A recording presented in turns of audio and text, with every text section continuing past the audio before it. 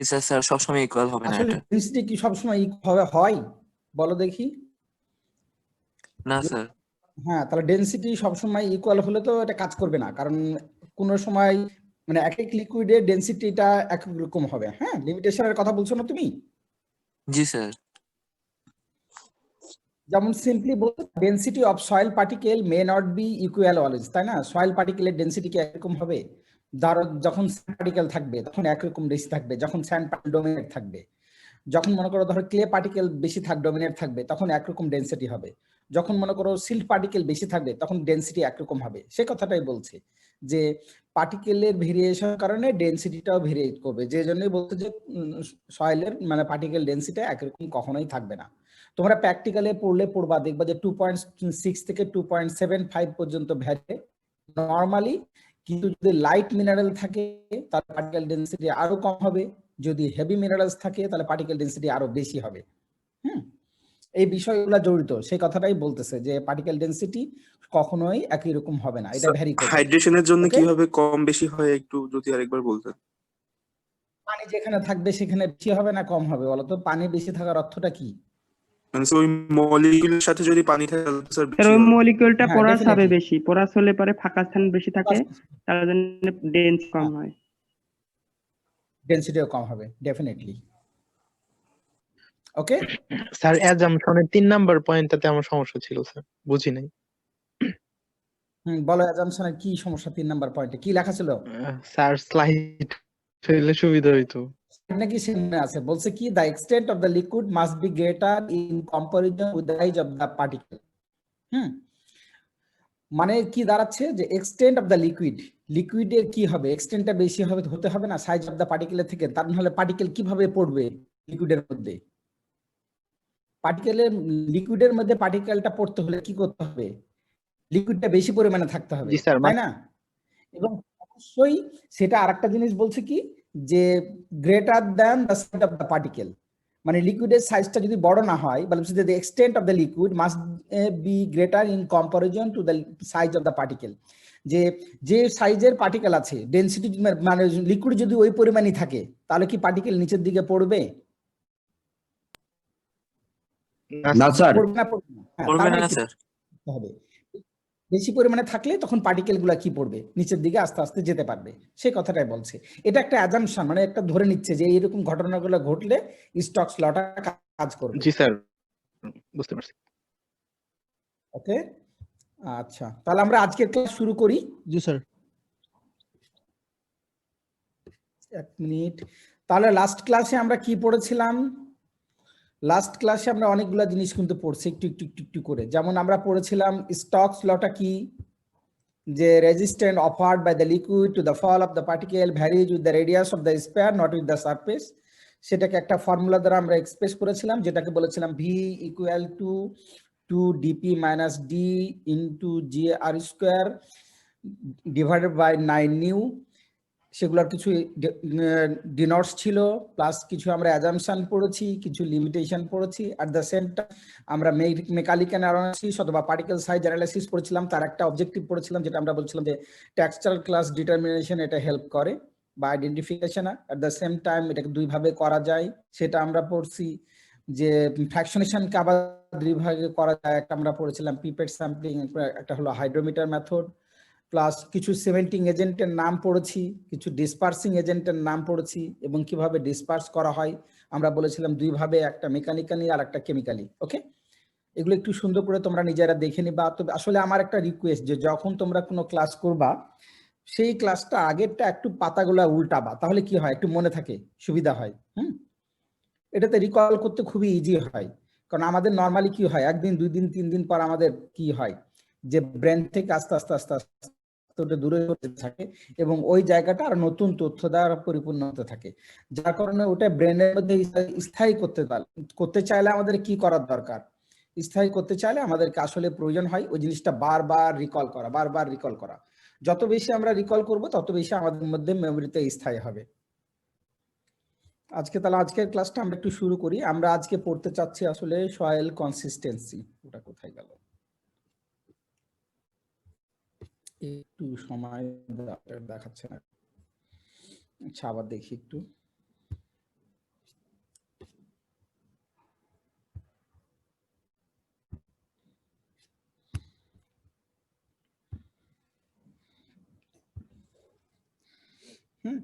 Soil consistency যদি আমরা simply বলি, দেখো এখানে দুইটা ডেফিনেশন আছে, কিন্তু আমরা যদি খুবই সিম্পলি বলি যে এমন একটা যে করবে সয়েল পার্টিকেল গুলোকে একসঙ্গে লেগে থাকতে সহায়তা করবে।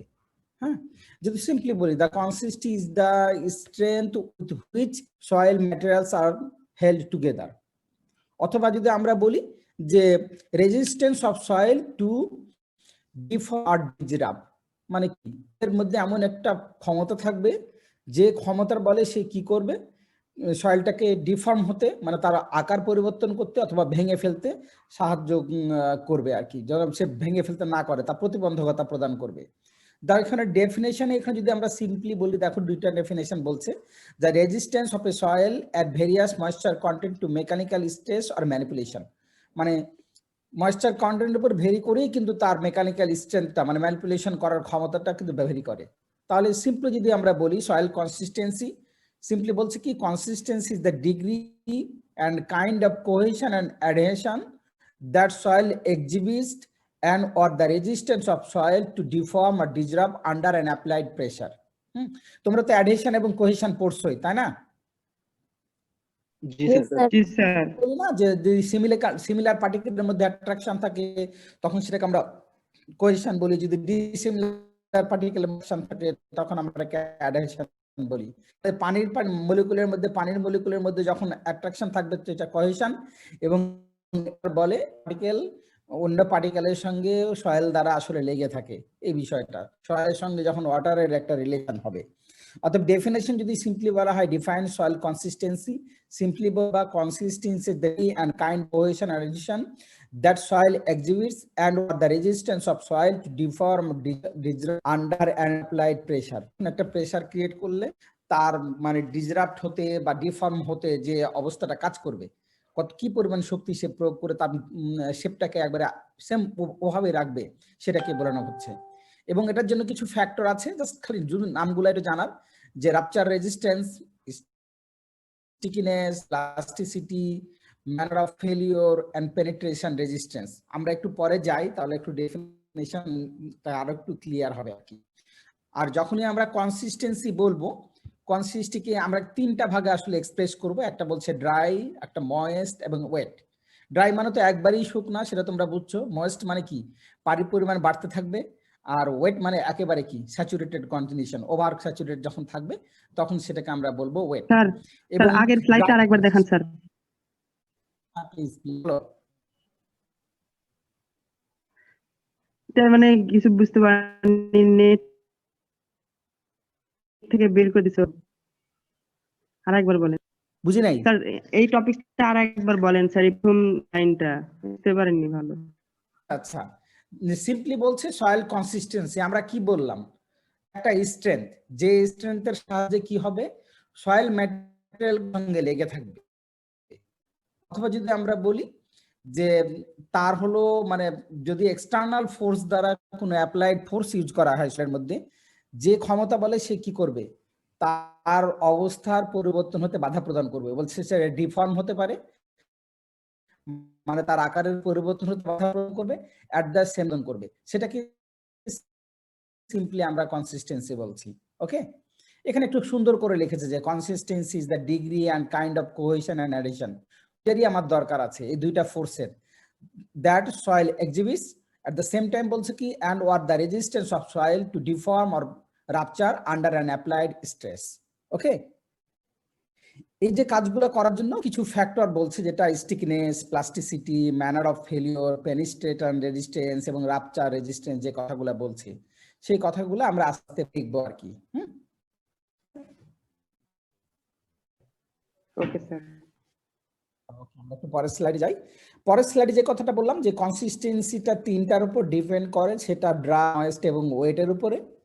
ওকে, আর ড্রাই কন্ডিশনে কেমন হবে, ময়েস্ট কন্ডিশনে কেমন হবে, ওয়েট কন্ডিশনে কেমন হবে সেটা আমরা একটু দেখি। ড্রাই কন্ডিশন যখন বলছি কি does the dry material break, যখন ড্রাই মেটেরিয়ালটা ভাঙবে, কেমনে ভাঙবে সেটার আবার দেখো কতগুলা ভাগ আছে।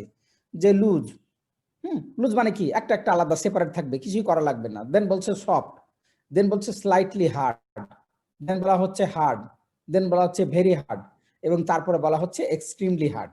এখানে সিম্পলি এগুলোর একটা ক্লাসিফিকেশনটা দেওয়া আছে কিভাবে যে কোনটা কি।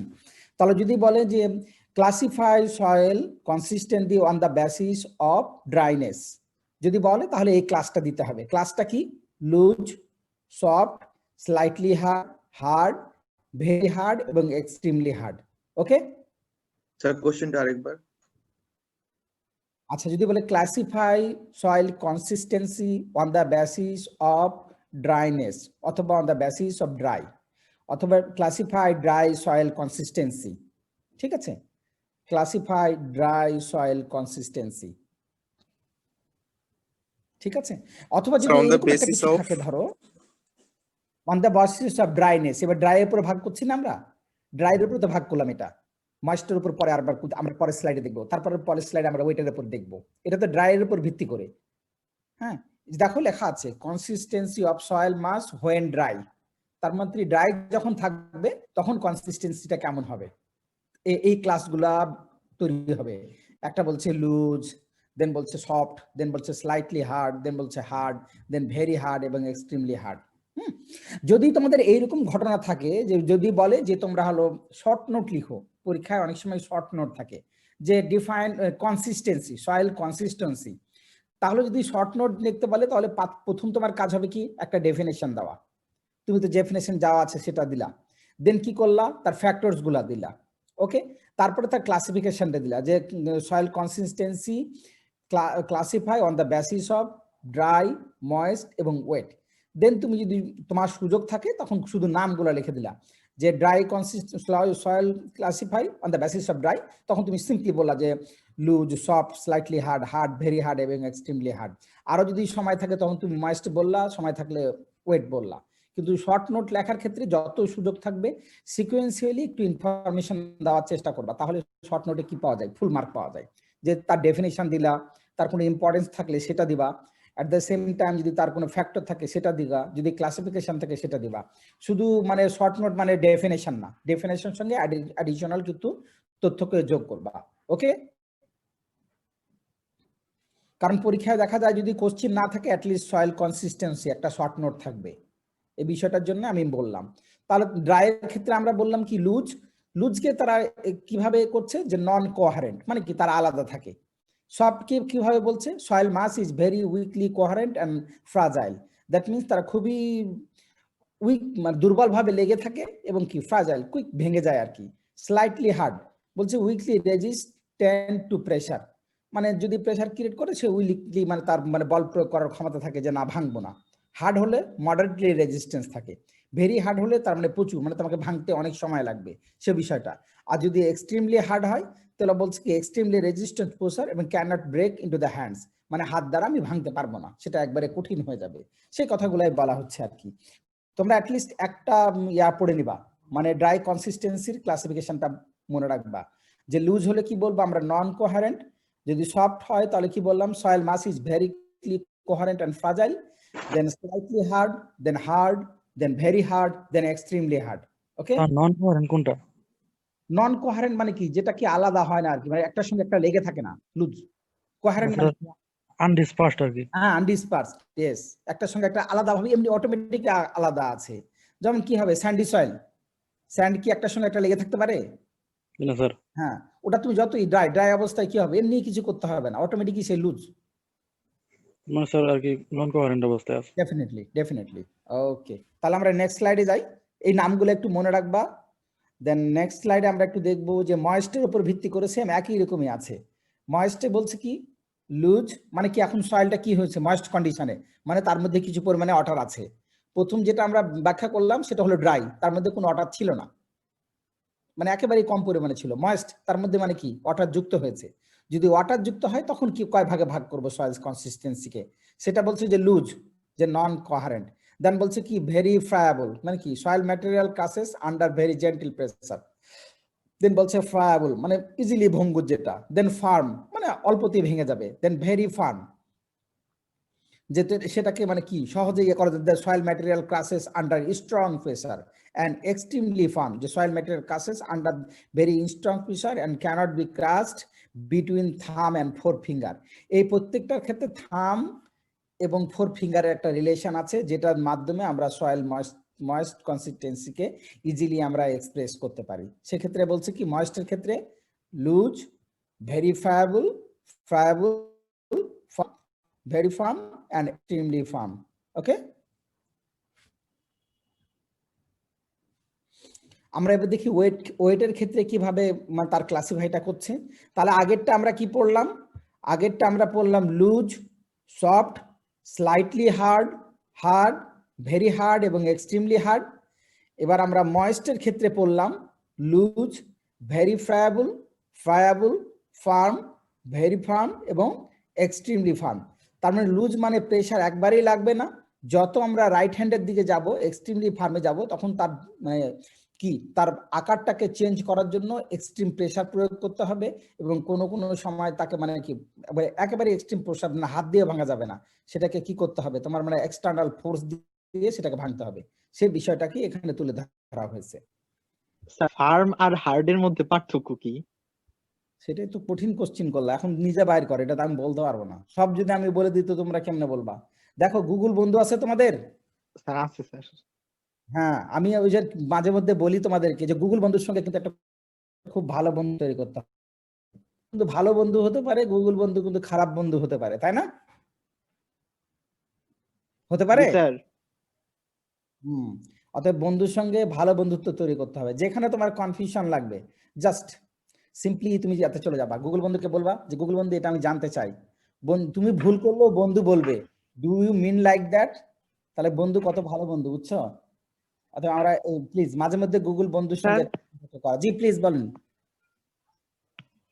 স্যার। এইখানে যদি প্রশ্ন আসে যে ক্লাসিফাই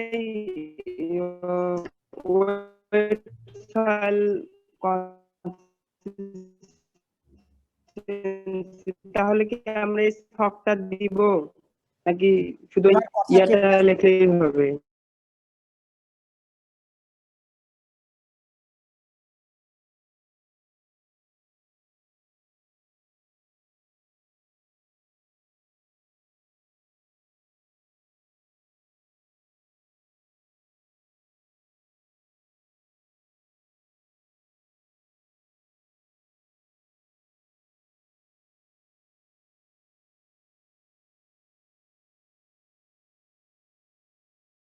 দেখো যে ডেফিনেশন, ফ্যাক্টর, দেন 3টা নাম, যে 3টা নামের মধ্যে আবার ওই ড্রাইকে আবার জাস্ট 6টা নাম লিখতে পারো কিনা, ময়েস্টের 6টা নাম লিখতে পারো কিনা, কতটুকু সময় লাগে। তুমি দেখো যে 5 থেকে 6 মিনিটে লিখতে পারছো, ডেফিনেটলি তুমি এটুক দিয়ে দিবা। যদি এটুক থাকে তাহলে মোটামুটি আমি পার্সোনালি বা আমি ফুল মার্কই দিই। যদি 2.5 মার্ক থাকে তাকে আমি ফুল 2.5 মার্ক দিব, মানে আমি ওই ক্ষেত্রে মার্ক কাটি না। জাস্ট এটা অঙ্কের মতো, যে সে তো সবগুলো তথ্যই তুলে ধরার চেষ্টা করেছে। Okay okay sir. Thank you sir. জি স্যার, এক্সট্রিমলি ফার্ম যে ক্লাসটা আমরা পড়লাম সেটাতে তো সয়েল ময়েশ্চার অনেক কম না? এটা তো ময়েশ্চার কম বেশির কথা না, মানে এক্সট্রিমলি ফার্ম বলছে কি সয়েল ম্যাটার, এটা তো তুমি ধরো ময়েশ্চার কন্ডিশন একই রকম আছে যখন, হ্যাঁ ডেফিনেটলি ময়েশ্চার কন্ডিশন অবশ্যই কম, ঠিকই আছে, তোমার কথাটা ঠিকই আছে। মানে কি, ময়েশ্চার কন্ডিশনের সঙ্গে আরেকটা জিনিস আমাদের মনে রাখতে হবে যে একটা পার্টিকেল অন্য পার্টিকেল কি পরিমাণ স্ট্রংলি বন্ডেজ আছে, হ্যাঁ সেটার উপর করে ডিপেন্ড করে। এগ্রিগেট ফর্মটা, হ্যাঁ এগ্রিগেট ফর্মটা কত স্ট্রংলি আছে, হ্যাঁ যখন সিমেন্টিক এজেন্ট কি পরিমাণ আছে, অনেকগুলো ফ্যাক্টর আছে। প্রেসার তুমি কত দ্রুত কিভাবে, আমি যে পরিমাণ প্রেসার ক্রিয়েট করতে পারবো তুমি সেভাবে পারবা কিনা। অতএব এক একজনের ডেফিনেশনটাকে এক এক রকম করে কিন্তু হবে। হ্যাঁ এটা পার্সোনাল প্রিকশন একটা ব্যাপারও আছে। ডেফিনেটলি এটা ময়েশ্চার যত কমতে থাকবে, কারণ লুজ অর্থটা কিন্তু আসলে যদি তুমি ওইভাবে চিন্তা করো, আমার মনে হয় যে মানে ময়েশ্চার দিয়ে লুজ কিন্তু মেজার করা যাবে না। এখানে লুজ হবে ডিপেন্ডিং অন দ্য পার্টিকেল, মানে নেচার অফ দ্য পার্টিকেলের উপর ভেরি করেও কিন্তু এটা লুজ হবে। নেচার অফ দ্য পার্টিকেলের উপর ভেরি করে, যখন ক্লে পার্টিকেল বেশি পরিমাণে থাকে তখন কি হয়, খুবই কম্প্যাক্ট হয়। কাদা দেখছো না, কাদা কি হয় যখন শুকায় যায় তখন খুব হার্ড হয়ে যায় না, ওটাকে ভাঙা যায়। জি স্যার, অনেক হার্ড হয়ে যায়। প্রচুর পরিমাণে ক্লে কন্টেন্ট থাকে, যখন সিল্ট এবং ক্লে কন্টেন্ট বেশি থাকবে তখন সেটা আসলে কিন্তু শক্ত হয়ে যাবে অটোমেটিক্যালি। অতএব এখানে কিন্তু পার্টিকেলের একটা রিলেশন আছে এই ক্ষেত্রে। ওকে জি স্যার, থ্যাংক ইউ স্যার। ওকে, দেন আমরা তাহলে ময়েস্টে দেখি। ময়েস্টের ক্ষেত্রে আবার দুইটা জিনিস, যখন ময়েস্ট কনসিস্টেন্সি করা হয় তখন দুইটা ব্যাপার তৈরি হয়ে যায়। একটা বলছে কি স্টিকিনেস এবং একটা প্লাস্টিসিটি। স্টিকিনেস মানে তো বুঝোই তাই না, একটা জিনিস কত স্টিকি থাকবে, আর প্লাস্টিসিটি মানে কি যে, এবং সাথে সাথে আরেকটা জিনিসও আছে ইলাস্টিসিটি। যেমন স্টিকিনেস বলছে কি the tendency of A soil two adhere to other object, মানে সয়েল ম্যাটেরিয়াল গুলো অন্য অবজেক্টের সঙ্গে লেগে থাকে। আর সেটাকে আমরা যদি বলি যে প্লাস্টিসিটির মধ্যে বলছে the degree to which puddle or rework soil can be permanently deform without rupturing, মানে তার আকৃতির পরিবর্তন হবে কিন্তু সে কি হবে, ভেঙে যাবে না, সেটাই হলো প্লাস্টিসিটি। আমরা একটু পরে দেখি তাহলে দেখতে সুবিধা হবে। মানে এখন আর একটা জিনিস নতুন তৈরি হবে ইলাস্টিসিটি। তিনটা জিনিস থাকে আর কি, স্টিকিনেস, প্লাস্টিসিটি এবং ইলাস্টিসিটি। তো ওয়েটের ক্ষেত্রে দুইটা জিনিস নরমালি মনে রাখতে হবে, একটা হলো স্টিকিনেস এবং আরেকটা হলো প্লাস্টিসিটি। স্টিকিনেস হলো সয়েল ম্যাটেরিয়াল অন্যের সঙ্গে লেগে থাকার যে টেন্ডেন্সি বা তার প্রবণতা। At the same time plasticity হলো যে তুমি এক্সটার্নাল ফোর্স যখন প্রেসার করবা সে কি হবে, তার পার্মানেন্টলি আকারের পরিবর্তন করবে কিন্তু কি হবে, রাপচার হবে না। রাপচার হতে হলে ভেঙে যাবে না, সে বিষয়টা আমাদের একটু খেয়াল রাখতে হবে। ওকে, আমরা পরে দেখি একটু, তাহলে বুঝতে সুবিধা হবে আমাদের যে কিভাবে সেটাকে এক্সপ্লেন করছে আমরা পরের স্লাইডে। যেমন এখানেও কিন্তু দেখো স্টিকিনেসেরও সেম একই রকমই 6টা ক্লাস আছে, প্রত্যেকটার ক্ষেত্রেই কিন্তু 6টা ক্লাস আছে, না 2 4 5, এটা আবার 5টা আছে, সরি আমি ভুল করে ফেলছি। আমরা একটু যাই পরেরটাতে তাহলে দেখতে সুবিধা হবে। স্যার, হ্যাঁ প্লিজ বলেন। স্টিকিনেসটা আরেকবার যদি বলতেন। আচ্ছা, স্টিকিনেস যদি আমরা সিম্পলি বলি কি, স্টিকিনেস হলো কি, আমরা বলি না যে গ্লু দিছো না, গ্লু জি স্যার। মানে গাম যেটা ইউজ করো, জি স্যার। গাম যত বেশি স্টিক হবে তত কি দুইটা অবজেক্টে কুইক লাগাতে সাহায্য করে না? যদি চুইং গামের কথা চিন্তা করো, চুইং গাম কি হয়, কত স্টিকি ভাবে লেগে থাকে, যদি একটু থাকে প্রথমে যখন থাকে তখন কি হয়, স্টিকিটা বেশি থাকে, পরে যখন বেশি হয় তখন আস্তে আস্তে তার স্টিকিনেসটা কমে যায়। তার মানে বলছে যে এইটা একটা অবজেক্ট, এটা একটা অবজেক্ট, তার মধ্যবর্তী অংশে এমন একটা কিছু থাকবে যেটা কি দুইটা অবজেক্টকে লেগে থাকার যে টেন্ডেন্সি কত কুইকলি লাগায় রাখতে পারে। সেখানে বলছে যে tendency of soil two adhere to the other object, soil অন্য অবজেক্টের থেকে লেগে থাকার যে প্রবণতাটা সেটা কি বলা হচ্ছে কি স্টিকিনেস। বাংলায় বললে আঠালো, কতটা আঠালো, আঠালো। ডেফিনেটলি আঠালো।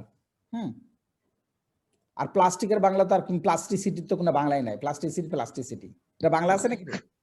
স্যার পাডলটা একটু একবার বলুন। আচ্ছা, পাডল আমরা পরে পড়বো। হ্যাঁ, পাডল মানে কি জমি কর্ষণ করার পর যেটা হয়, আমরা পাডল নিয়ে একটু পড়বো, পাডলিং।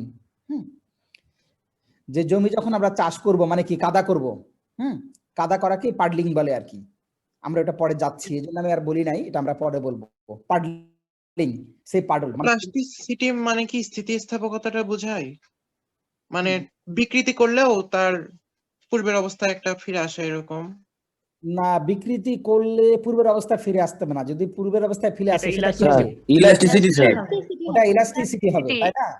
মানে এটা কি যে প্লাস্টিসিটিটা হলো যে তার আকারের পরিবর্তন হবে কিন্তু ভাঙবে না। স্যার নমনীয়তা, প্লিজ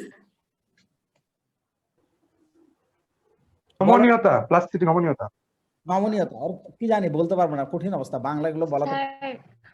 স্যার তার মানে প্লাস্টিসিটি আর ইলাস্টিসিটির মধ্যে পার্থক্য হলো ইলাস্টিসিটিতে পূর্বের আকারে ফিরে আসবে কিন্তু প্লাস্টিসিটিতে আসবে না। আসবে না, ডেফিনেটলি এটাই হলো মেন জিনিস। আর পাডল হলো কাদা করা, আমরা পরে যাব, পাডলিং আমরা পড়বো, এই জন্য আমি এখন আসলে এই কথাটা বলতে চাইনি, আমরা পরে যাই। আর দেখি স্টিকিনেস এবং প্লাস্টিসিটির কয়টা করে ক্লাস দিয়ে রাখছে। নরমালি বলছে যে 4টা করে ক্লাস আছে স্টিকিনেস এর ক্ষেত্রে, যে non sticky, slightly sticky, sticky এবং very sticky. At the same time প্লাস্টিকের ক্ষেত্রে 4টা আছে, non plastic, slightly plastic, plastic এবং ভেরি প্লাস্টিক। 4টা করে ভাগ। আগে আমরা পড়লাম 2টার, মানে ড্রাই এবং ময়েস্টের ক্ষেত্রে 6টা করে ভাগ। আর যখন ওয়েট কনসিস্টেন্সি বলবো তখন আমরা দুইটাকে তাকে ওয়েট কনসিস্টেন্সিকে 2 ভাগে ভাগ করব। একটাকে বলছি আমরা স্টিকিনেস এবং আরেকটাকে বলছি প্লাস্টিসিটি। এবং স্টিকিনেসেরও 4টা ভাগ আছে, যেটা বলছি আমরা non stick, slightly stick, sticky and very sticky. এবং প্লাস্টিককে আমরা বলছি আবার non plastic, slightly plastic, very plastic এবং ভেরি প্লাস্টিক। সেই যে ভাগগুলা বলছি এই পরের স্লাইডে দেখো যে প্রত্যেকটা ভাগ আবার দেওয়া আছে, যে স্টিকি হলে, নন স্টিকি হলে আমরা কি বলবো, স্লাইটলি স্টিকি হলে কি বলবো, স্টিকি হলে কি বলবো। সিম্পলি বলছে কি after release of pressure practically no soil material adhere to thumb and finger. যদি নন স্টিক হয় কি হবে, যখন একটা প্রেসার ক্রিয়েট করবা থাম এবং ফোর ফিঙ্গারের মাধ্যমে তখন কি হবে, প্র্যাকটিক্যালি নো সয়েল ম্যাটেরিয়াল অ্যাডিহার, মানে তোমার সয়েলে কোনো ম্যাটেরিয়াল, তোমার ফিঙ্গারে কোনো ম্যাটেরিয়াল থাকবে না, সেটাকে আমরা নন স্টিকে বলবো। তারপরে বলছে thumb finger but come out one two the rather clearly, সেকেন্ডার ক্ষেত্রে স্টিকি হলে লেগে থাকবে, ভেরি স্টিকি হলে অনেক পরিমাণে লেগে থাকবে।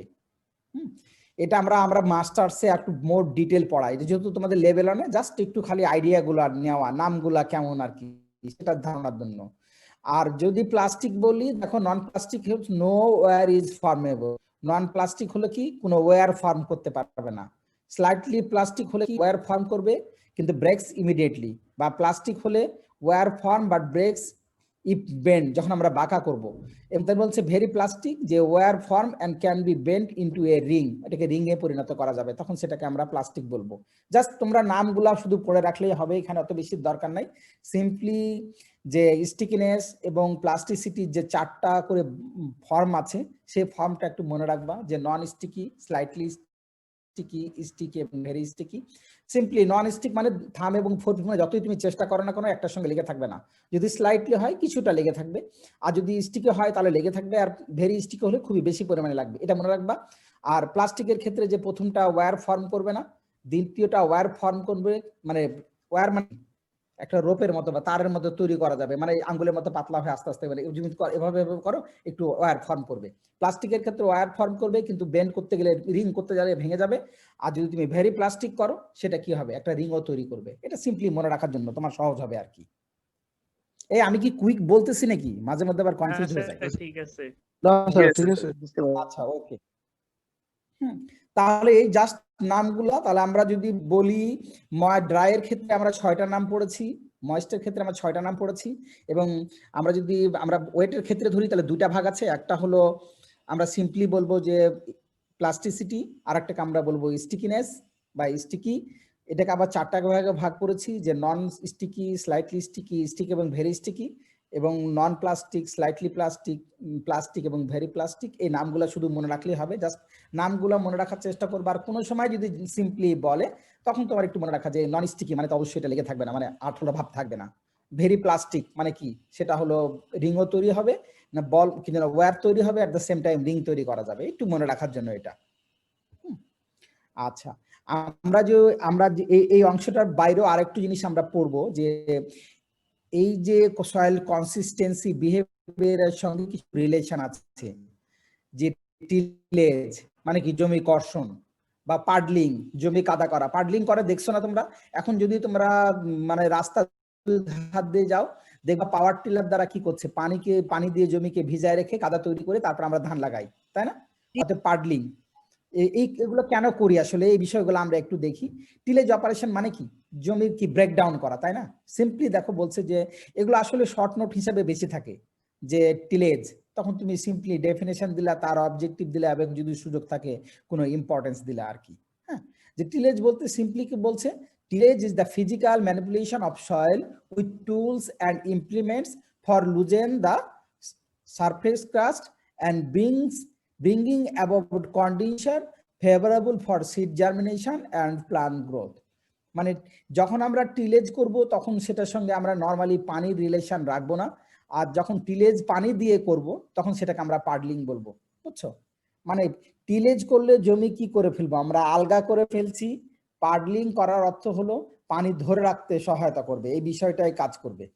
যে একটা কি ফিজিক্যাল ম্যানিপুলেশন কি করবো, সেটা আমরা টুলস এবং ইমপ্লিমেন্টস ইউজ করব। মানে কি, পাওয়ার টিলার ইউজ করতে পারি, আমরা কান্ট্রি প্লাউ ইউজ করতে পারি, আমরা স্পেড ইউজ করতে পারি। কিছু দিয়ে কি করব, আর্থ ক্রাস্টটা মানে আর্থ সারফেসকে আমরা কি করব, লুজ করে দেবো, ভেঙে দিব, এটাই কাজ। এটার কাজটা কি, সেটা করে দিলে কি হবে, যখন আমরা সিড ফেলবো বা প্লান্ট আমরা কি করব, প্লান্টিং করব, তখন কি হবে, সিড জার্মিনেশন হেল্প করবে, এট দ্য প্লান্ট গ্রোথে হেল্প করবে। খুবই সিম্পল কথা, এই জন্য টিলেজ বলছে। Tillage is the physical manipulation of soil with tools and implements for loosening the surface crust and bringing about condition favorable for seed germination and plant growth। মানে seed germination, that means the বীজের অঙ্কুরোদ্গম, at the same time গাছের লাগানো, তার বৃদ্ধি, nutrient গুলো uptake, সব ক্ষেত্রে যেন সহযোগিতা করে কি, সেটা হলো টিলেজ।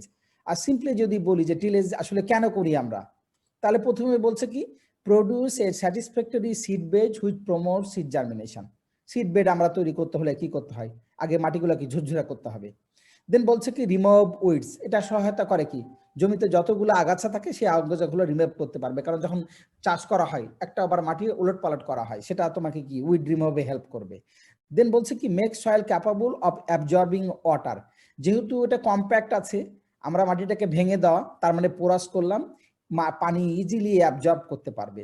দেন বলছে কি মিক্স ম্যানিউরস অ্যান্ড ফার্টিলাইজার, যখন ম্যানিউর এবং ফার্টিলাইজার দেবো সেটা মিক্সিং এ হেল্প করবে। দেন ফাইনালি যেটা বলছে অ্যারেট সয়েল চেঞ্জ ক্লড সাইজ, তাই না, কি করবে যে ক্লড সাইজকে চেঞ্জ করে দেবে। যদি বড় বড় ক্লড সাইজ থাকে বা এগ্রিগেট অনেকগুলো মিলিত হয়ে বড় যখন ক্লড হবে সেটাকে ভেঙে ছোট ছোট ঝুরঝুরে করে দিবে, যেটা কি এয়ারেশনের ক্ষেত্রে, রুট পেনিট্রেশনের ক্ষেত্রে, আমার গ্যাসিয়াস এক্সচেঞ্জের ক্ষেত্রে হেল্প করবে। সেই বিষয়গুলো এখানে বলা হচ্ছে। ওকে,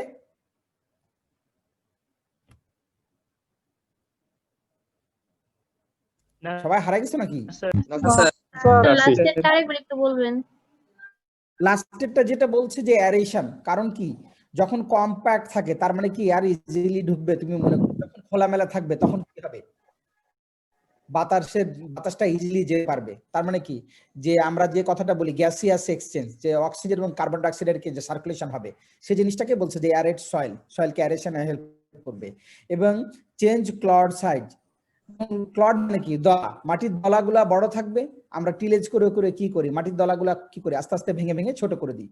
যত বেশি এগ্রিগেট ছোট হবে তত কি হবে গাছের জন্য খুবই ভালো হবে।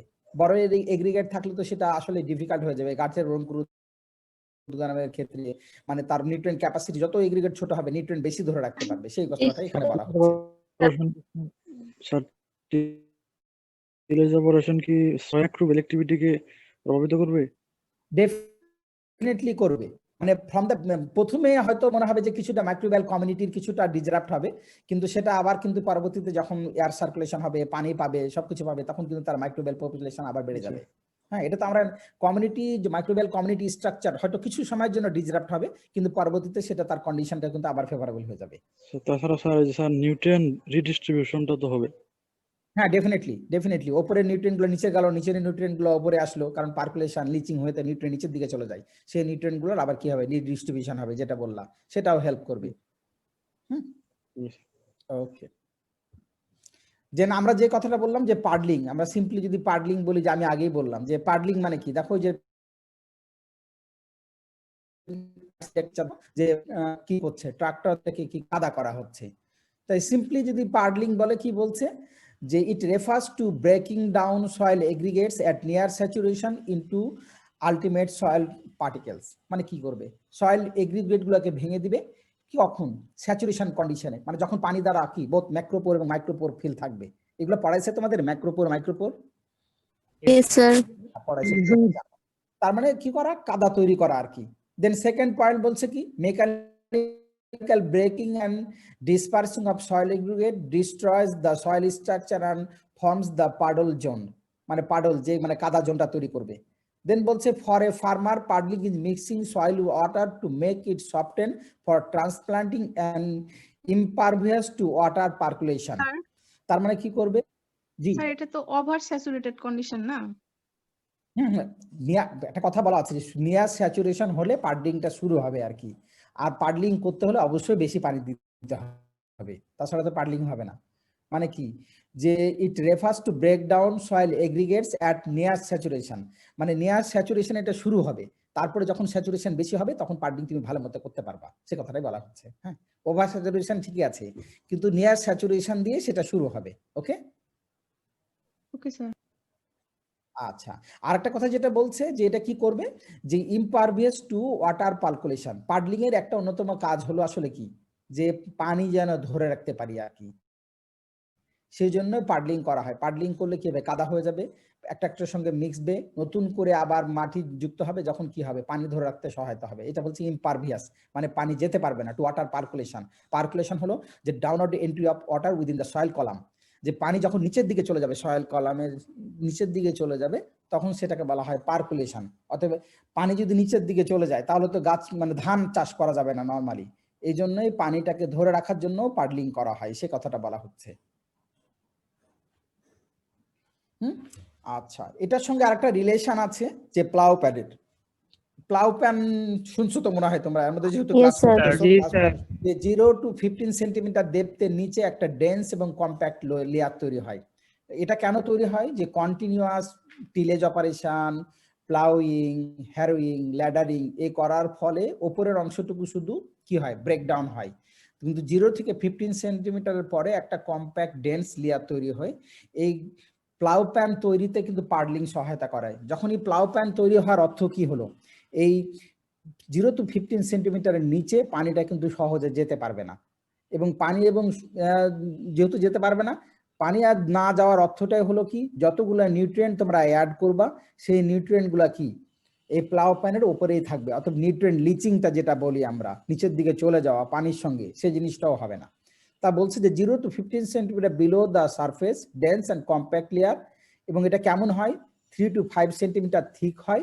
সাথে সাথে বলছে কি iron, aluminium, manganese, silicate, silicon, clay and other fine particles deposit. যত ফাইন পার্টিকেল গুলো আছে সব পার্টিকেল গুলো গিয়ে হয় এখানে ডিপোজিট হয়ে যায় আর কি, দিয়ে একটা থিক এবং কম্প্যাক্ট লেয়ার তৈরি করে 0 to 15 সেন্টিমিটার ডেপথের নিচে। সেটাকে বলা আমরা বলি প্লাউ প্যান বা প্লাউ লেয়ার। ওকে,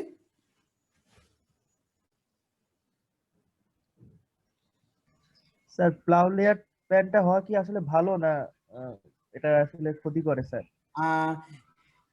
প্লাউ লেয়ারটা অবশ্যই ভালো, কারণ প্লাউ লেয়ার না হলে তো তুমি ওই যে পানি ধরে রাখতে পারবে না, বুঝছো? প্লাউ প্যানটা ভালো, কিন্তু আবার অ্যাট দ্য সেম টাইম যদি কন্টিনিউয়াস প্লাউ ডেপথ তৈরি হয়, মানে প্লাউ প্যানটা তৈরি হয়, সেটাকে আবার মানে 2, 3, 4 বছর পর পর কি প্লাউ ডেপথটা ভেঙে দেওয়া ভালো। তাহলে কি হবে, যে কথাটা বললো, যে ম্যাটেরিয়াল গুলো ওখানে আটকায় আছে সেগুলো আবার মিক্সিং হয়ে যাবে। না তো প্লাউ ডেপথ ওটার মধ্যে হলে রুট জোন তো ওর মধ্যে রেস্ট্রিক্টেড থাকবে। যার জন্য বলে যে যখন আমরা নর্মালি ট্রাক্টর কি যেন পাওয়ার টিলার দিয়ে চাষ করি, প্লাউ ডেপথটা কিন্তু খুবই কুইক তৈরি হয়। কিন্তু যদি আমরা আবার ডিপ প্লাউইং করি তাহলে কিন্তু প্লাউ ডেপথ ভেঙে যাবে, না প্লাউ প্যানটা ভেঙে যাবে, আবার সেটা আমাদের জন্য ভালো হবে। মানে কন্টিনিউয়াস প্লাউ প্যান কিন্তু ভালো না। কিন্তু ইন এ সেন্স মানে প্রোডাকশনের ক্ষেত্রে যখন তুমি যাবা, রাইস প্রোডাকশনের ক্ষেত্রে অবশ্যই প্লাউ প্যানের দরকার আছে। ঠিক আছে, প্লাউ প্যান আর ইমপ্রিভিয়াস লেয়ার কি স্যার একই বিষয়? ইমপারভিয়াস লেয়ার, হ্যাঁ হ্যাঁ সেম একই বিষয়, একই বিষয়। কিন্তু একই বিষয় তো ইমপারভিয়াস লেয়ার তো আমরা বলবো না, আমরা বলবো প্লাউ প্যান বলবো সেটাকে। প্লাউ প্যান অর্থ হলো সেটা তো আসলে যেতে পারবে, যাবে কিন্তু খুবই কম, হাইড্রোলিক কন্ডাক্টিভিটি একেবারেই কমে যায়, যার কারণে পানি যেতেই পারে না, মানে খুব কম যায়, যার কারণে পানিটা কিন্তু ধরে রাখতে পারে গাছ, মানে মাটি ধরে রাখতে পারে। স্যার এখানে 10 থেকে 15 সেন্টিমিটার বিলো আছে স্যার, আপনি 0 to 15 বলছিলেন, 10 থেকে 15 সেন্টিমিটার বিলো দ্য সারফেস। ও আচ্ছা আচ্ছা, ঠিক আছে, আমি মানে 0 to 15 সেন্টিমিটার যেটা বলছি সেটাকে বলছি আমরা হলো ইফেক্টিভ সয়েল ডেপথ আর কি, আমি মিন করতে চেয়েছি। মানে 0 to 15 সেন্টিমিটার নিচে যখন তৈরি হয় সেটাকে আমরা বলবো আমরা আসলে কিন্তু কি প্লাউ প্যান। মানে কোনো ক্ষেত্রে 10 সেন্টিমিটার হয়, কোনো ক্ষেত্রে 15 সেন্টিমিটার হয়। মোটামুটি কত বছর পরে মানে প্লাউ প্যানটা ভাঙা উচিত? এমনি 3 থেকে 5 বছর পর পর ভেঙে দিবা, একটু মানে জাস্ট 1 বার 2 বার চাষ করার পর যদি মনে করো তুমি ভেঙে দিবা, এটা হলো ভালো। আবার নতুন করে অটোমেটিকলি যখন প্লাডলিং করবা প্লাউ প্যান তৈরি হয়ে যাবে। ওকে, আচ্ছা আমরা একটু জানতে চাই যে ইমপ্যাক্ট অফ পাডলিং এর কি ইমপ্যাক্ট পড়ে। বলছে প্রথম যে পয়েন্টটা বলছে, অত এই যে পাডলিংটা অনেক সময় কি থাকে, শর্ট নোট আকারে থাকে, তাহলে কি পাডলিং এর ডেফিনিশন দিবা, পাডলিং এর ফলে যে প্লাউ প্যান তৈরি হয় সেটা বললা, at the same time impacts of paddling সেটা কি হয়। বলছে কি paddling soften the soil and assist manual transplantation of rice seedling transplant করতে খুবই হেল্প করে। দেন বলছে কি it controls weeds and reduces percolation losses of water and leaching losses of plant nutrients। আচ্ছা, পার্কুলেশন এবং লিচিং এর মধ্যে আসলে বেসিক্যালি পার্থক্য কিছুই নেই। যখন শুধুমাত্র মাটির পানির উপর থেকে নিচের দিকে মাটির দিকে চলে যাবে তখন আমরা সেটাকে পার্কুলেশন বলবো, আর লিচিং বলবো যখন পার্কুলেশনের সঙ্গে কি হবে নিউট্রিয়েন্ট চলে যাবে তখন সেটাকে লিচিং বলা হয়। সেম জিনিস কিন্তু, মানে পানি উপর থেকে মাটির নিচে যখন চলে যাবে সেটাকে আমরা পার্কুলেশন বলবো, আর পার্কুলেশনের সঙ্গে যখন নিউট্রিয়েন্ট যাবে সেক্ষেত্রে এন যেতে পারে, পি যেতে পারে, কে যেতে পারে, এস যেতে পারে, যখন যেটা যাবে তখন সেটাকে আমরা লিচিং বলবো। ঠিক আছে, তাহলে সেই জন্য বলছে যে it controls weeds and reduces percolation losses of water and leaching losses of plant nutrients. Then তারপরের পয়েন্টে বলছে কি minimizes water use through reduced percolation losses and effective weed control. Then তারপরের পয়েন্টে 4 নম্বর পয়েন্টে তারা বলছে কি the reduction in permeability is mainly caused by blocking of micropores with fine disperse particle translocated during puddling. মানে কি হয়, মাইক্রোপোর গুলো ফাইন পার্টিকেল দ্বারা, যে ফাইনগুলো আমরা কি বললাম যে সেটা আয়রন হতে পারে, সেটা অ্যালুমিনিয়াম হতে পারে, সেটা ম্যাঙ্গানিজ হতে পারে, সেটা সিলিকন হতে পারে, অথবা ক্লে হতে পারে। এটা তোমরা L2 তে দেখবা, যখন তোমাদের ক্লাস থাকবে তখন এটা দেখতে পারবা যে আমরা যদি যখন প্রোফাইল ওপেনিং করব সেক্ষেত্রে দেখবা যে কেমন করে আসলে একটা প্লাউ ডেপ তৈরি হয়েছে আর কি। হ্যাঁ, আমরা ফিল্ডে নিয়ে গেলে তোমরা এটা দেখতে পারবা। অতএব এই 4টা যদি পার্ডলিং এর ক্ষেত্রে বলা হয় তাহলে ডেফিনেশন এবং এই 4টা ইম্প্যাক্ট তোমরা একটু বলবা।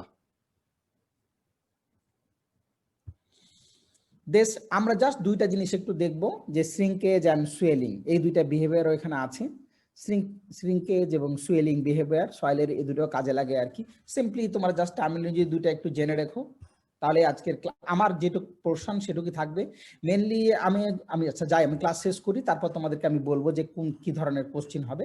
যে শ্রিঙ্কেজ বলছে কি the process of reduction of soil volume upon drying is term as soil shrinkage. মানে যখন ময়েশ্চার আস্তে আস্তে কমতে থাকবে তখন ড্রাই হতে থাকবে, মানে কি শ্রিঙ্ক হওয়া, মানে আস্তে আস্তে কি হবে, কুচকে যাবে আর কি। এবং সিম্পলি যদি শ্রিঙ্কেজ লিমিট বলি তাহলে কি বলবে, the moisture content of soil at which the soil transform from the semi solid state to the solid stage is term as shrinkage limit. Shrinkage limit is aimed at that moisture content at which the cohesive soil, regardless of drying, remain volume constant.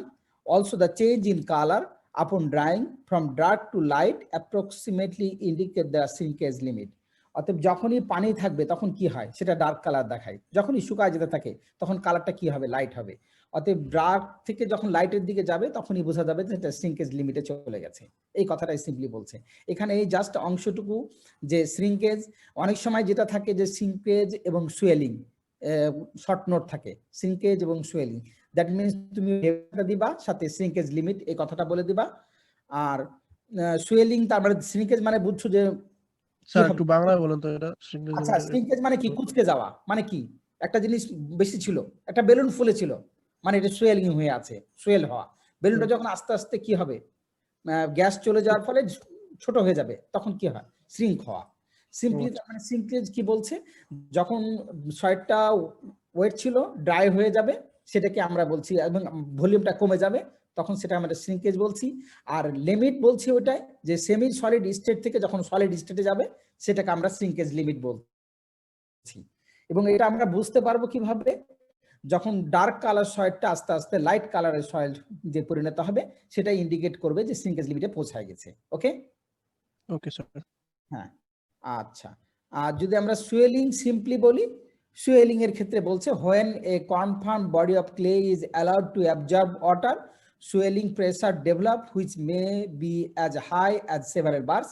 The uptake of water by a mass of soil without changing its homogeneity is caused by capillary action এবং ion hydration.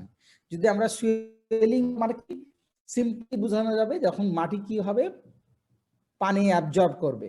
এটা 2 কারণে হতে পারে, মানে পুরোটা absorb করবে, at the same time ion hydration অথবা just পানি যুক্ত হয়ে যাবে। আর এটাকে এমনি বলছে কি it decreases soil permanent and shrink swell potential. এটা একটু বলা হচ্ছে susceptibility to volume change due to loss or gain in moisture content. আমরা সিম্পলি যদি বলি শ্রিঙ্কেজ এবং সুয়েলিং কেন হয়, যখন পানি মাটি ধারণ করবে দেন এটা সুয়েল হবে, যখন এটা পানি লস হয়ে যাবে তখন সেটা শ্রিঙ্কেজ হবে। সিম্পলি শ্রিঙ্কেজ হলে কি হয়, ক্র্যাক তৈরি হয়, সুয়েল হলে কি হবে, সেই ক্র্যাকটা আবার কি হবে, ওভার হয়ে যাবে। অতএব ড্রাই পিরিয়ডে নরমালি কি হয়, শ্রিঙ্কেজ ঘটে, এবং ওয়েট পিরিয়ডে সয়েলের সুয়েলিং ঘটে। ওকে, এই অংশটুকুই। স্যার সুয়েলিং এর ইউজফুলনেসটা কি কি যেন বললেন? না, সুয়েলিং যে কাজটা করবে সেটার কাজটা কি? আসলে কি হয়, সুয়েল হওয়ার অর্থ হলো মাটির কি যে পানির ধারণ ক্ষমতাটা বেড়ে যাবে, মানে মাটির যে তার ফাটল ছিল, ফাটলটা কি হবে, ক্র্যাকটা কি হলো, বন্ধ হয়ে গেল। এবং কি যখন crack হবে তখন কি হবে, পানি যখন থাকবে তখন কি হবে, নিউট্রিয়েন্ট লস বা লিচিং লসটা হতে পারবে না, এটা ডিক্রিজ করবে, কমায় দিবে, সে ঘটনাটা করবে। আর যখন শ্রিঙ্কেজ হবে, শ্রিঙ্কের অর্থ হলো কি, পানি কমে যাওয়ার অর্থটাই হলো কি, তার নিউট্রিয়েন্ট নিতে পারবে না, ক্র্যাক তৈরি হবে, যখন তার রুট ডিফর্ম হয়ে যাবে পানির অভাবের কারণে, অসমোটিক পটেনশিয়ালের যে একটা ভেরিয়েশন হবে, তারপরে গাছ অটোমেটিকই মারা যাবে। ঠিক আছে? স্যার আগের স্লাইড একটু স্যার। হ্যাঁ হ্যাঁ, ডেফিনেটলি প্লিজ।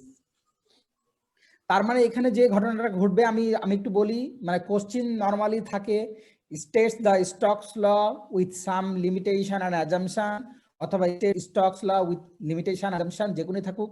মেকানিক্যাল অ্যানালিসিসের ক্ষেত্রে যে প্রসেসটা বলতে পারে, অথবা মেকানিক্যাল অ্যানালিসিস একটা শর্ট নোট থাকতে পারে। এবং এই ক্ষেত্রে আমরা যেটা পড়লাম যে টিলেজ থাকতে পারে, যে define tillage and write down the impacts of tillage, অথবা থাকতে পারে define puddling, write down the impacts of puddling, এটা থাকতে পারে।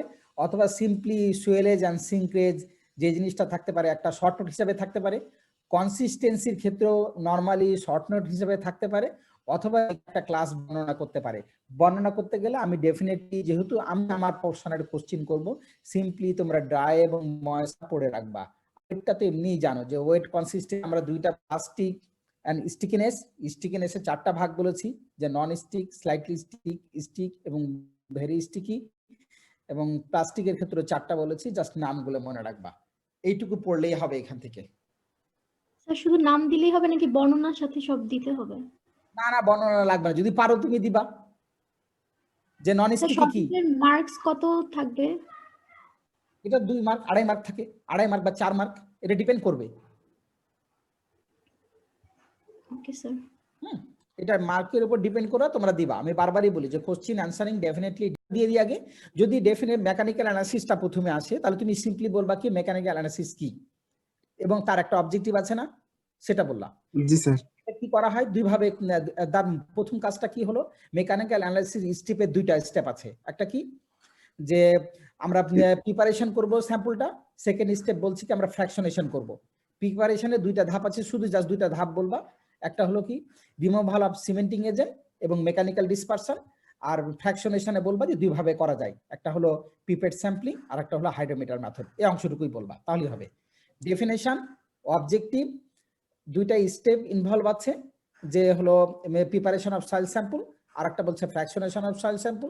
প্রিপারেশনে 2টা আছে, একটা removal of cementing agent, then second স্টেপকে বলছি আমরা হলো কি ডিসপারশন অফ ক্লে কন্টেন্ট, এবং থার্ড নাম্বার আমরা আরেকটা স্টেপ বলছি কি আমরা ফ্র্যাকশনেশন। ফ্র্যাকশনেশনে 2টা ভাগে হয়, একটা হলো পিপেট স্যাম্পলিং আর একটা হলো হাইড্রোমিটার মেথড। ওকে, এইটুকু। হ্যাঁ, আরেকজন কে কি বলছিলা প্লিজ? স্যার শুনছিলাম স্যার সয়েল সায়েন্সে আমাদের সিটি পরীক্ষা নাকি মানে ফিল ইন দ্য গ্যাপ আসে। স্যার এখান থেকে ফিল ইন দ্য গ্যাপ কিভাবে আসবে? খুবই সিম্পল দেওয়া থাকবে, তুমি পারবা, দেখবা যে হয়তো সিম্পলি বলছে কি, যেমন আমি একটা বলি আর্টিফিশিয়াল এগ্রিগেটস কল্ড ড্যাশ, তাহলে কি হবে? Artificial aggregate clods. এই যে তুমি পেরে গেল। সিম্পল দেওয়া থাকবে, যে আমি যদি বলি soil consistency means dash dash, অথবা soil consistency on the basis of dash dash dash, তাহলে কি লিখবা? Dry wet moist. Dry moist wet. এরকম সিম্পল, তুমি পারবা, এরকম জিনিসই দেওয়া থাকবে, চিন্তার কোনো কারণ নাই। যা পারবা না এরকম জিনিস কেউ দিবে নাকি? আচ্ছা, অ্যাটেন্ডেন্স দিচ্ছ সবাই, তাই না?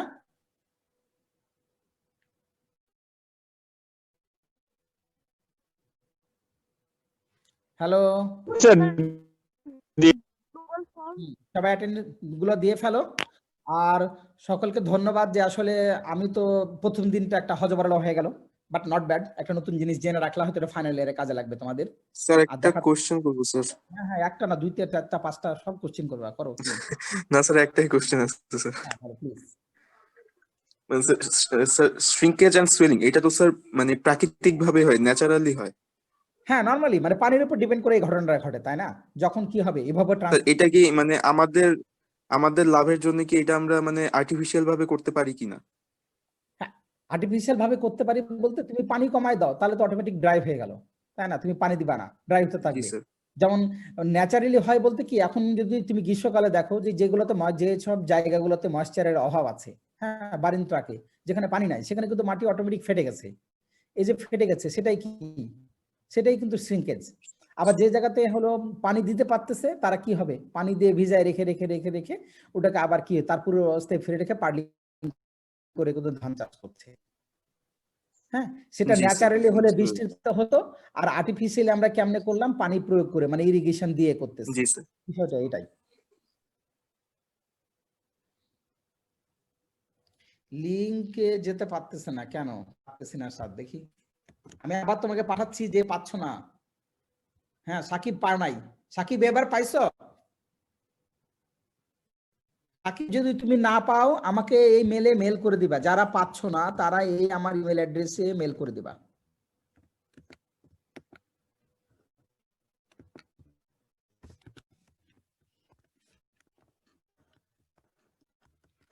আমার এখানে মেল করে দিবা। ওকে, তাহলে সকলকে ধন্যবাদ জানাচ্ছি, আর আশা করছি ইনশাল্লাহ খুব শীঘ্রই ক্যাম্পাস খুললে তোমাদের সঙ্গে আমাদের যেভাবে হোক দেখা হবে, প্র্যাকটিক্যাল ক্লাসে হোপফুলি দেখা হবে, ঠিক আছে না? ক্যাম্পাস তো স্যার ফেব্রুয়ারির দিকে স্যার খুলে দিতে পারে, হ্যাঁ? হ্যাঁ, মনে হয় খুলে দিবে। আর আর কত থাকবা তোমরা? তোমরা ছাড়াও আমরা থাকতে পারছি না, আমরা ছাড়াও তোমরা থাকতে পারছো না। ক্যাম্পাসে আসতেই পারলা না, এটা হইলো একটা কথা। ক্যাম্পাসে মজাই তো অন্যরকম। আর ফিজিক্যাল অনেকদিন ক্লাসটা স্যার মার্চ এপ্রিলে খুলতে পারে। না, খুলবে খুলবে, খুব শীঘ্রই খুলবে। আর কত, সমস্যা নেই। সবাই সুস্থ থাকবা, সবাই ভালো থাকবা। হুম, স্যার আপনার ক্লাস কি শেষ? আর নাই? না, আর দরকার নেই, এই দুইটা ক্লাসই থাকবে। হ্যাঁ, আমি হয়তো বোর্ডে পড়ালে একটু সময় নিয়ে পড়াতাম, যেহেতু অনলাইনে পড়াচ্ছি যেন কুইক। স্যার তাহলে আমাদের পিডিএফটা দিয়ে দেবেন স্যার। স্যার কোনটা?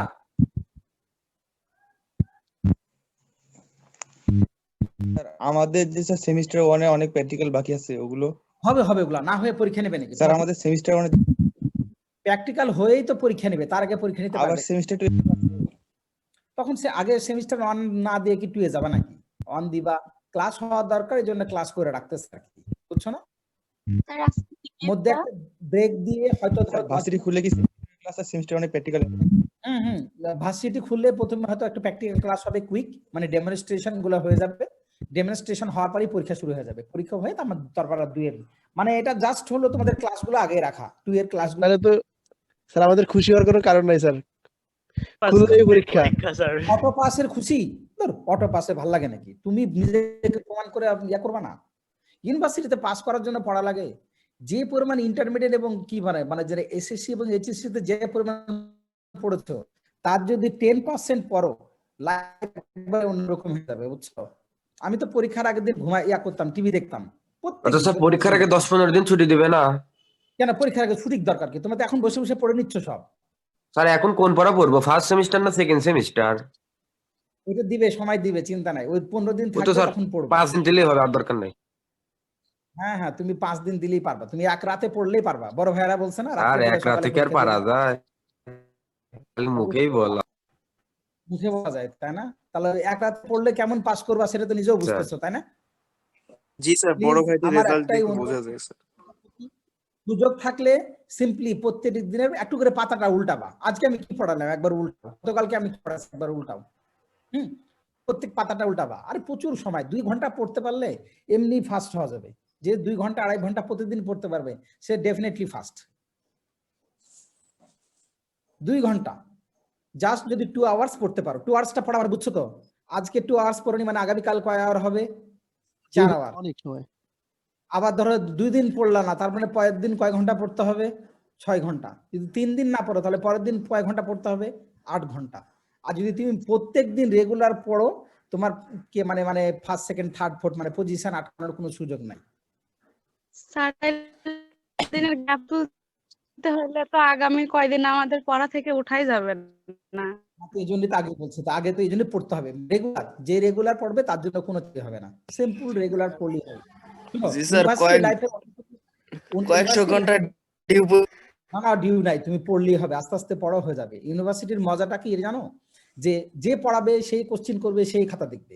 অতএব এটার প্লাস পয়েন্টটা কিন্তু আমি কিভাবে কোশ্চিন করব আমি কিন্তু তোমাদের বলে দিয়েছি। যে সিম্পল এই জিনিসটা পড়লেই হবে, মানে বুঝছো যে স্টকস ল চাপ পড়ার একেবারে সম্ভাবনা খুবই বেশি, এটা পড়লে এটা লিখতে পারবা, এটা কিন্তু বুঝতেছো। তবে এটা যদি পড়ে রাখো তোমার জন্য সুবিধা হলো না? জি স্যার। স্টকস ল এটা কি কোনো ম্যাথ আসবে? আরেকজন টিচার চলে আসছে। হ্যাঁ ডেফিনেটলি। তাহলে আমি বাই বলি, সবাই ভালো থাকবা, সুস্থ থাকবা এবং আমার জন্য দোয়া করবা তোমরা। পিডিএফটা কি স্যার দিয়ে দিবেন? না না, পিডিএফ দাও দেন, আমি তো বলে দিছি এগুলো পড়ে নেবা। ওই যে দ্য ন্যাচার এন্ড স্টকস ল কে এটা শুধু কি বর্ণনা দিব নাকি এটা থেকে ম্যাথ আসবে কোনো স্টকস ল থেকে? না না না, ম্যাথ আসবে না, সিম্পল ম্যাথ আসবে প্র্যাকটিক্যালে, যখন প্র্যাকটিক্যালে পড়াবে তখন। ওকে স্যার আসসালামু আলাইকুম। Okay sir. সবাই ভালো। আসসালামু আলাইকুম স্যার। স্যার আসসালামু আলাইকুম। আসসালামু আলাইকুম। আসসালামু আলাইকুম। আসসালামু আলাইকুম। ওয়ালাইকুম আসসালাম। আসসালামু আলাইকুম স্যার।